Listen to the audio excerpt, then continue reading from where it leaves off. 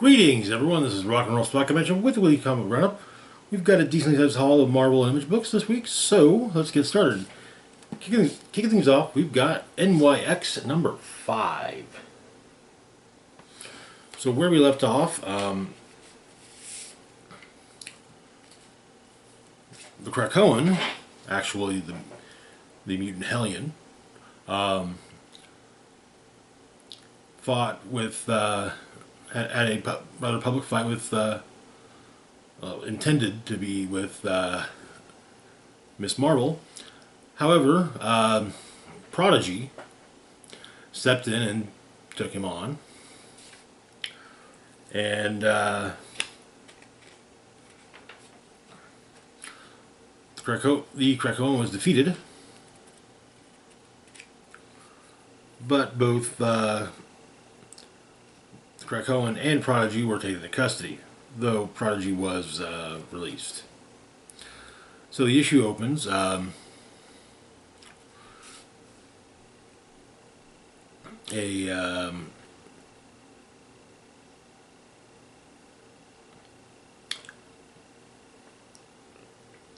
vote being called for a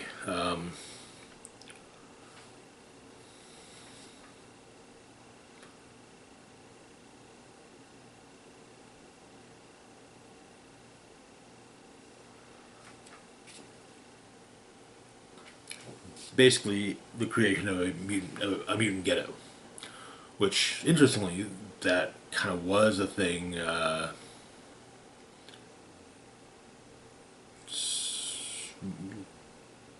more than 15, less than 20 years ago. There was actually a comic about it called District X, but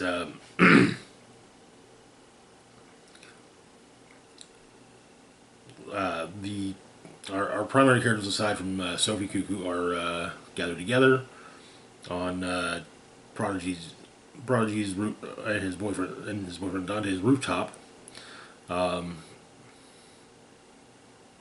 Wolverine is reading the paper saying that they've been played.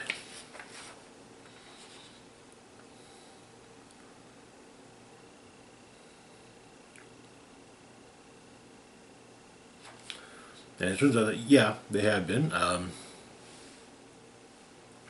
And Sophie telepathically talks to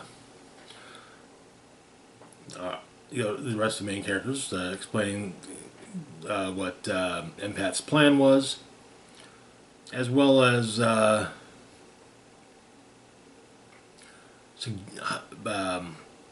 telling the true secret. The anti-mutant protesters outside of Prodigy's apartment to go home and rethink their lives.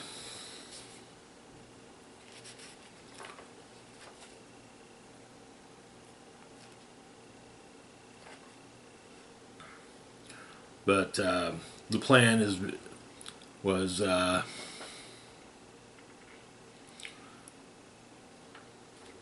as follows. The quote-unquote quiet council drum up fear the mutant in the human world and eliminate the ones that they can't turn. That's where Hellion came into play. Fund the little social network to turn the guns on a few unlucky mutants. That's Empath's contribution. They lure Miss Marvel into a public confrontation, wreck Times Square, blur the lines, which is for the Cuckoos, and suggested that Sophie go undercover. In the aftermath, the Pawn humans vote for ghettos. They have a little mutant oppression as a treat.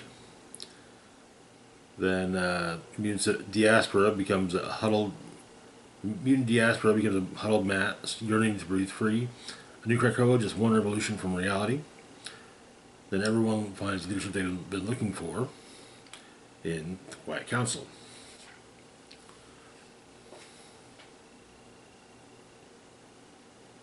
And so, with 24 hours before the vote, Kamala decides that they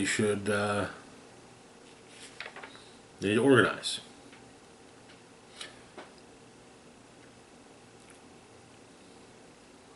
To go to every ally, no matter how estranged. Let them know that exactly what Empath's planning in a feat of intersectional solidarity. They're going to be loud, they're going to be bold, they're going to be fearless.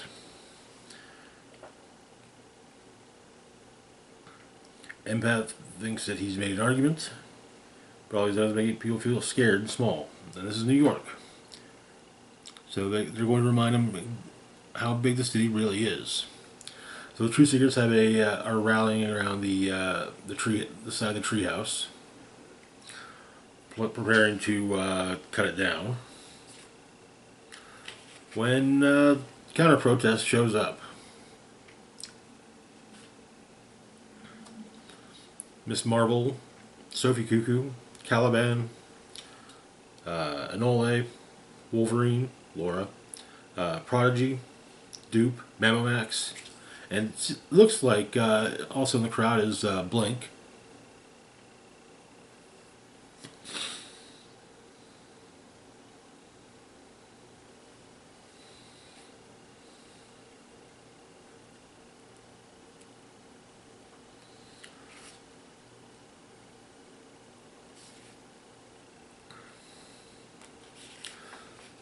And the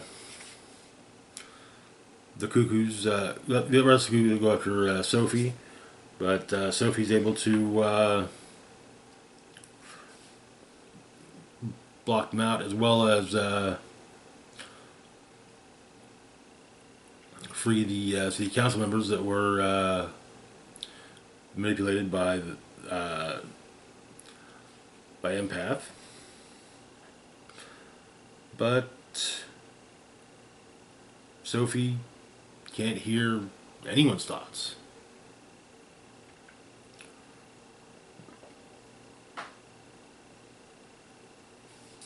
And so the Truth Seekers have their rally permit rescinded.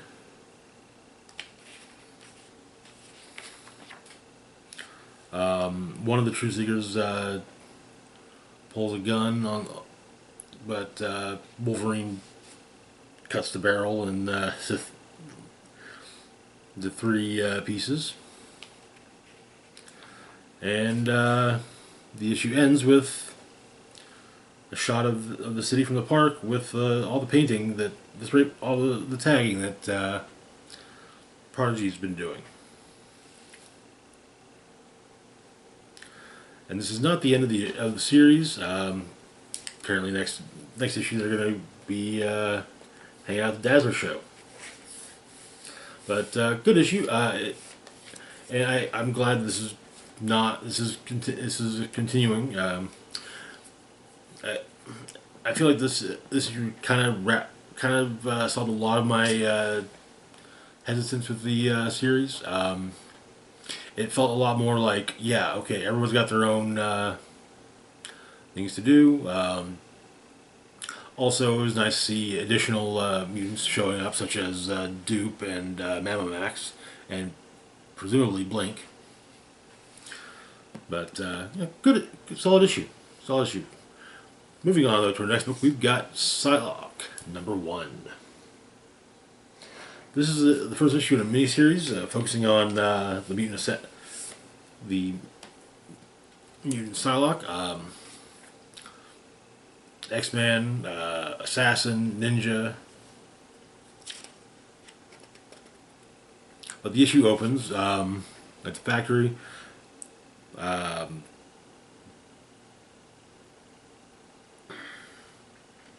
The X-Men are waiting on Psylocke for a briefing. Apparently, though, she's been in Palmdale.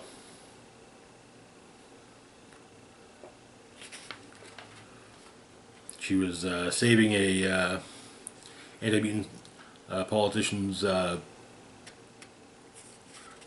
daughter from kidnappers.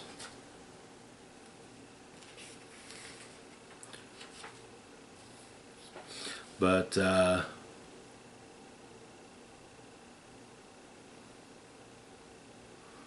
Cyclops declares that Psylocke is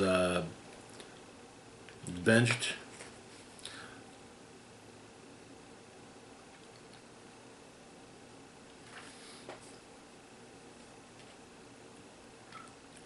And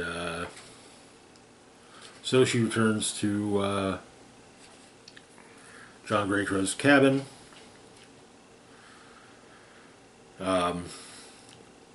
In the night, she has bad dreams and almost stabs John with her psychic blade before waking up.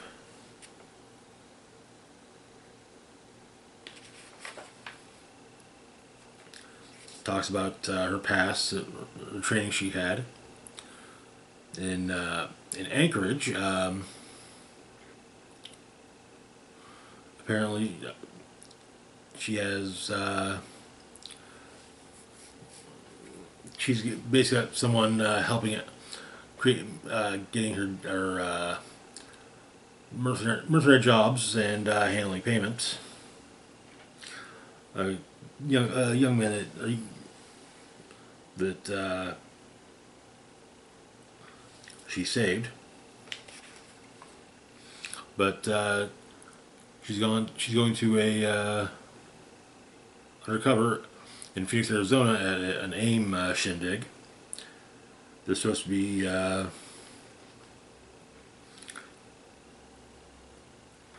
announcing a new form of mutant growth hormone and selling it at auction.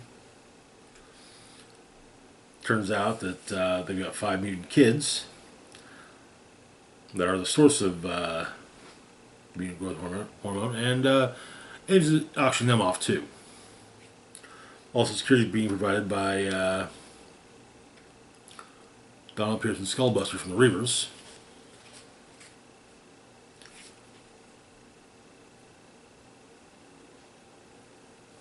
And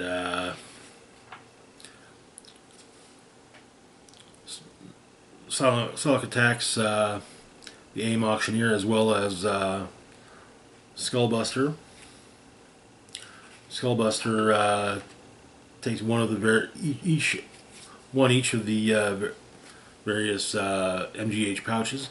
The idea is that they're a time release like subdermal or dermal patch,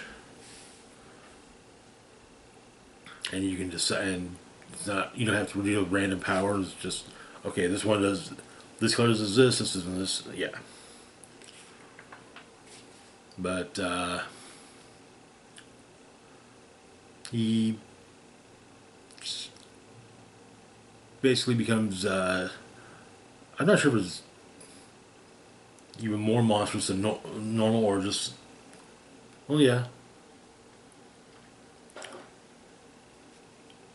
But it's unexpected with how they react to one another. And Skullbuster gets killed by Psylocke, and he mutates into a truly physically monstrous form, and Psylocke saves the kids. And the issue ends with Psylocke standing over Skullbuster's now non-mutated body. Interesting first issue. It's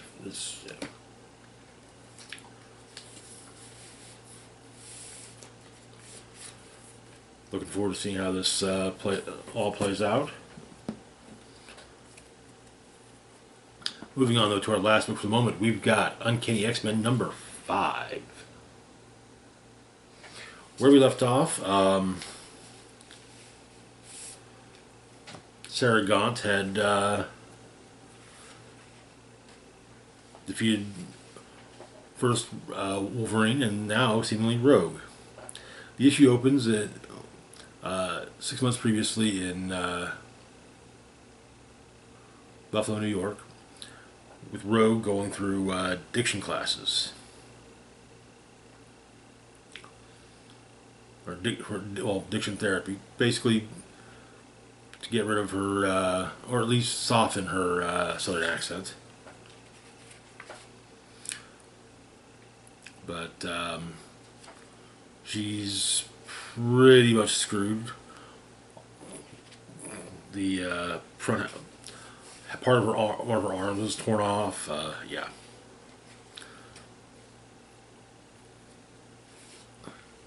And Haven House. The rest of the X-Men are preparing for battle with Sarah Gaunt's minions. And, well, Gambit's friend who owns Haven House, his daughter plays Pokemon, so, so he's got her Pokemon cards to use as when he runs out of playing cards.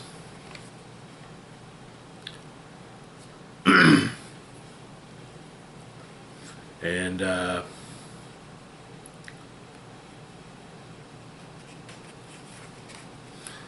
then in between life and death, Rogue sees Harvey. She figures that she's dead. And Harvey says, yes, she is. Unless she listens to him. And if she doesn't, they're all dead.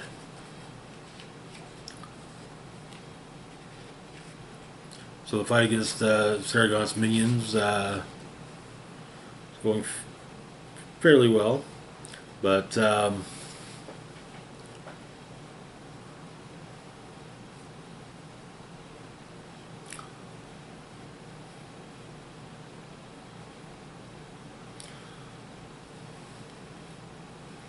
turns out that Harvey was something of a precog.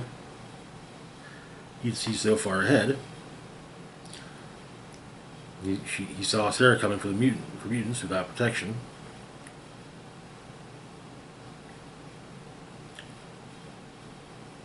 And apparently Harvey called the outliers to the door. And he made a point of having Rogue absorb his powers.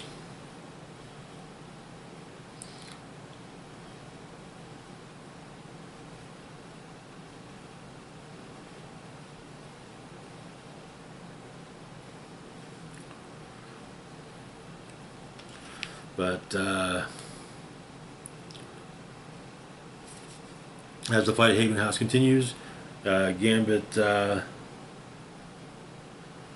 activates the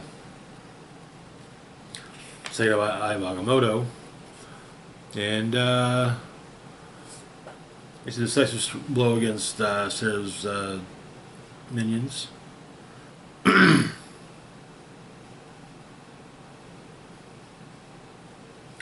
But apparently, one of Harvey's powers was healing, and Rogue's arm gets fixed, and Rogue kicks the crap out of Sarah.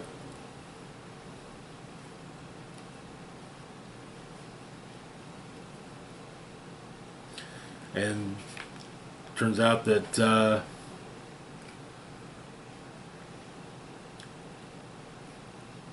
the child that Sarah lost was not Xavier's child, but born more than a year after they parted ways. So yeah. But once Sarah's defeated, her minions are done for, and in a private airstrip outside of Houma, Louisiana.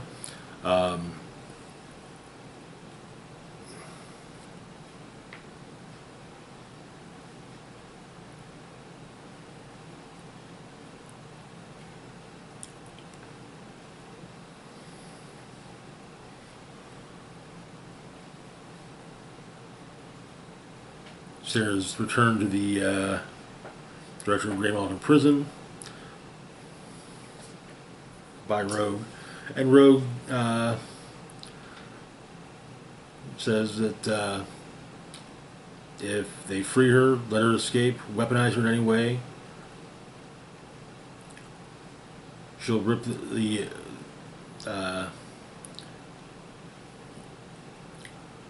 she'll rip up their Devil's Island and make the director eat it. It was their home, so they should be a good house guest, because someday soon they're going to come to the gate and take it all back. And that is where the issue ends. Not sure if the next part is when... No.